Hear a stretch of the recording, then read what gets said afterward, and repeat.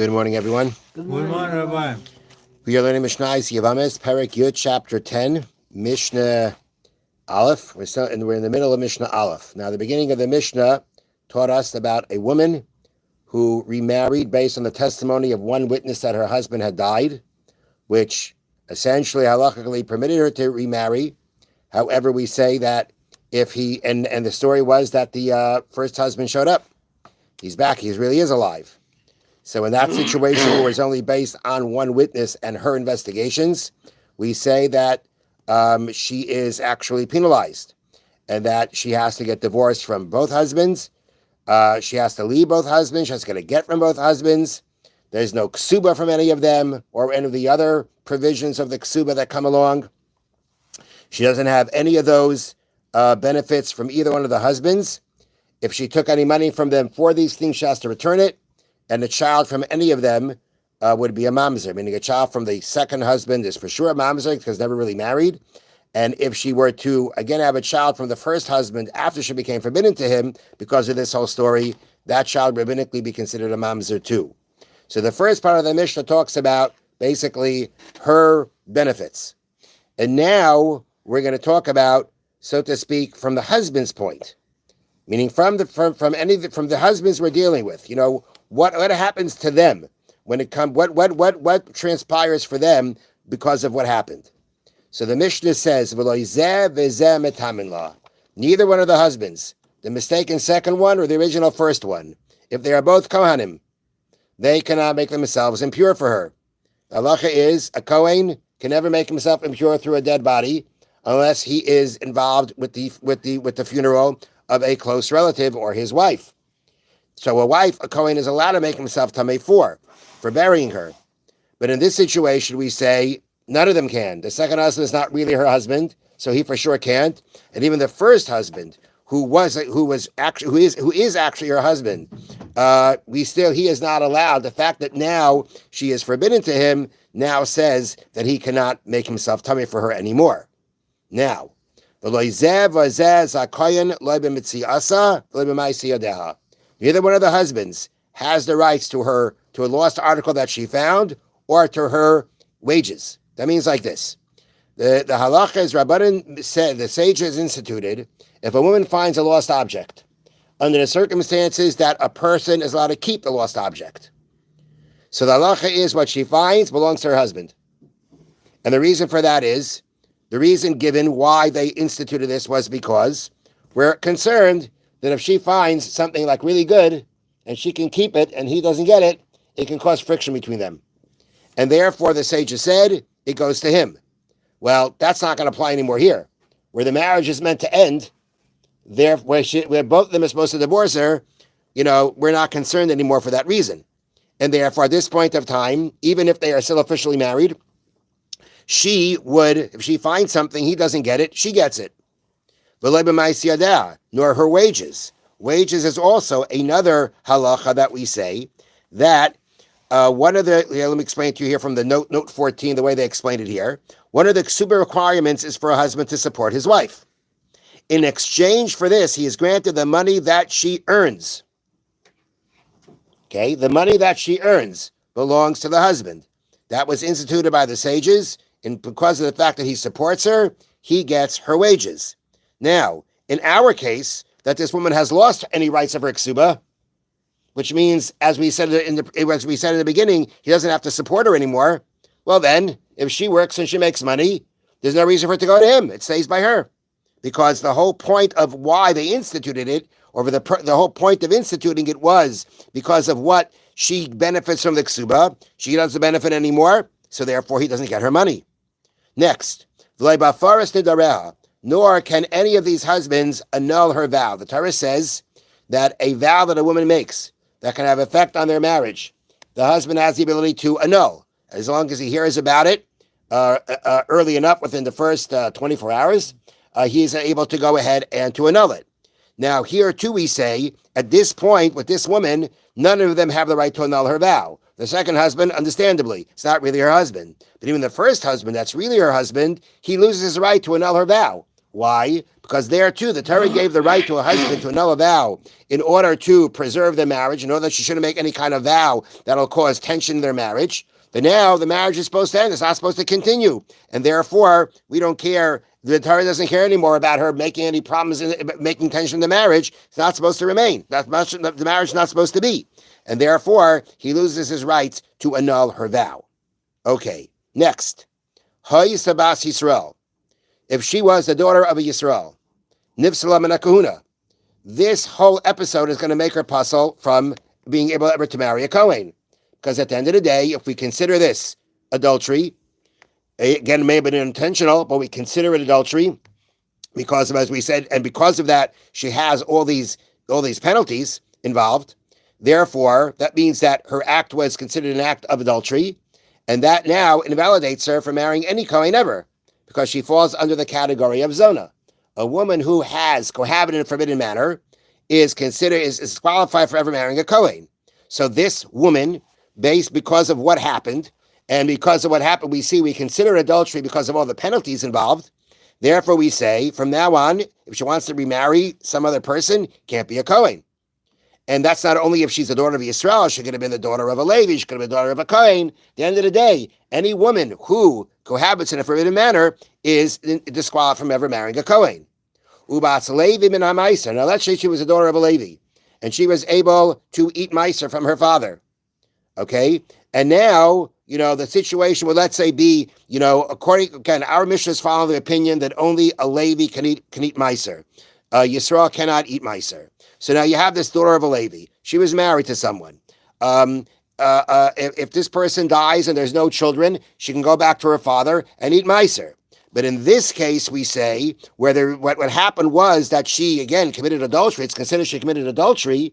So now she is disqualified from eating meiser. Even if she can go back to her father's home, there's no descendants from the marriage, she can't eat meiser. Now, this is a rabbinic penalty. There is no law in the Torah that says that a woman who would have cohabited in a forbidden manner that would disqualify her from a Kohen or from eating Truma would disqualify a woman from eating meiser.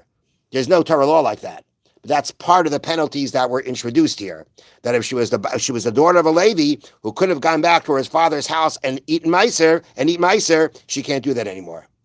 Ubas Chaim min ha-Truma. And if she was the daughter of a Kohen and she wanted to go back to her father after the divorce, after she's finished with this husband, and there's no descendants, she wanted to go back to her father's house and eat Truma, she can't, because she considered she cohabited in a forbidden manner, because it's considered adultery on her part, and therefore she is any woman who has a forbidden act of cohabitation is disqualified from eating Truma. Okay, next. The heirs of either one of these men cannot inherit her ksuba. Now, what does that mean? So let me read that. Let me explain it to you. Let me read it to you here. Now, a clause in the ksuba states, in any ksuba, that if the wife dies before her husband, in which case he inherits her, okay, which means that if he would have died first, she could have taken her ksuba money from his estate. She died first, right? So that's not happening, and he now inherits anything that he inherits her. Then when he dies, this is a clause in the ksuba, that when he dies, the sons that she had with him inherit the money promised to her in the ksuba, as well as the dowry that she gave her husband. They do not share this portion of his estate with sons that he had from other wives. That means like this.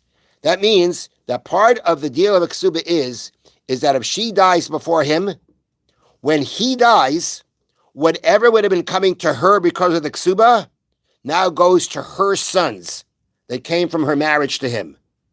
If not for this clause in the ksuba, the halacha is that any heir through a father inherits the estate. Everything for the estate comes together, and they can be half brothers, but if they share the same father, they will divide up his estate equally. But the clause here in the ksuba says that whatever would have come to her for her ksuba, would she have died first, will now go specifically to her sons. The other sons don't get it. It doesn't go into the whole big pot. That amount goes to her sons, specifically. The Mishnah is saying that now, in this case, that doesn't happen because this is part of it's a clause in the ksuba. But she lost the ksuba. She doesn't get the ksuba here. If she doesn't get the ksuba, so therefore, this detail of the ksuba isn't going to be relevant either. Now, from the second husband, that's simple. The second husband was never married. But even the first husband that was married, and he wrote a ksuba, and he made up this deal with her. It was part of the ksuba.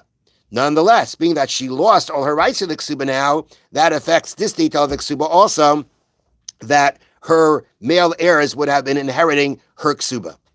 The imesu, now the last part for today, the imesu. And if both these men die, they both die without children. Each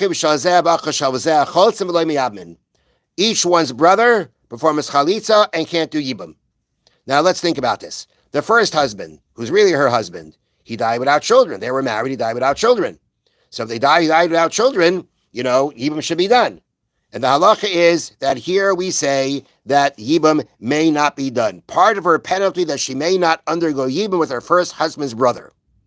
That's part of the penalty. According to Torah law, she should be able to do yibum. However, part of the penalty here is that because it was considered that she committed adultery, is that if the husband dies, there won't be yibum. There won't be yibum. Now, there won't be yibum. But that's a penalty. That's a rabbinic penalty. According to Torah law, there's still a yibum bond. And therefore, she can't just go free. She needs chalitza. So I'm reading to you here. Part of her penalty is that she may not undergo yibum with her first husband's brother. However, since she is bound to him by biblical law, she may not remarry until she performs chalitza. Okay, so that's what it is. There's really, according to Torah law, yibum could be done here. But part of the penalty is, no, she committed adultery, there's not going to be yibum. All right, but the Torah says there is yibum. So even if the Rabbanan say you can't perform yibum, chalitza has to be done. There's a yibum bond here according to Torah law. She can't just go out free. She needs chalitza. Okay, that makes sense for the first husband. The second husband was never really married to her. So why do you need anything from him? The answer is because in the beginning of the Mishnah we said that when she leaves the second husband, she needs a get. She needs a divorce from him. Why? She was never married. They were never really married. The first husband's always been around. The answer is because people saw that she was married, and if she just walks away, people are going to think that a woman could just walk away from a marriage without a divorce. So in order to prevent any kind of confusion, the sages said she needs a divorce. So the same way she needs a divorce, she needs chalitza. For her just to walk away would make people think, here she was married to this guy, he died without children, and nothing's happening. That can make people think that a woman can just walk away when her husband dies without children and doesn't need anything. Therefore, here too, although really she doesn't need anything, because of what it looks like, the sages said she cannot go free until she receives chalitza, even from the second husband.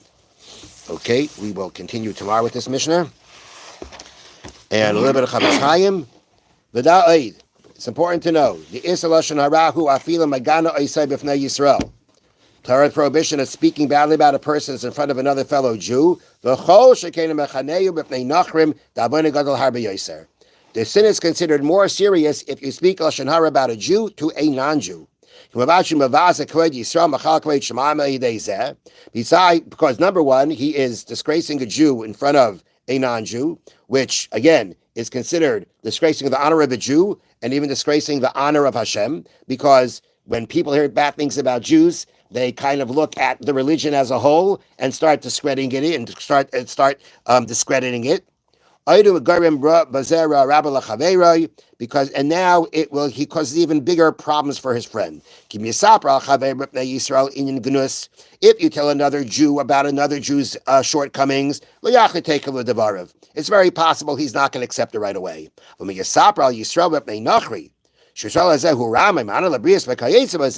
tell a non-Jew, this Jew, he's a cheat, he's going to accept it as a fact, and he's going to spread it to everyone,